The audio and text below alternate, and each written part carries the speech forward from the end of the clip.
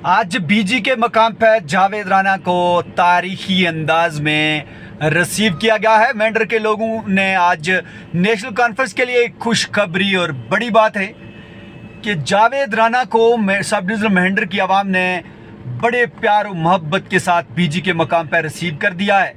और अभी तक की जो इत्तलात मिल रही हैं, एक गाड़ियों का लंबा काफिला यानी रोड शो की सूरत में जावेद राना बीजी से मेंढर की तरफ हैं, जो वो निकलने को तैयारी में हैं।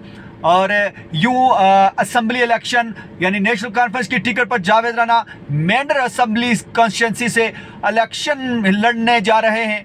और लोगों में कितने पॉपुलर हैं, यूं तो अक्सर देखा गया था कि जब कोई स्टेट का बड़ा लीडर आता था और मकामी लीडरों की सहयोग से, उनके तावन से एक रोड शो निकाला जाता था, लोग बड़े प्यार और मोहब्बत से वहाँ पे पहुँचते थे।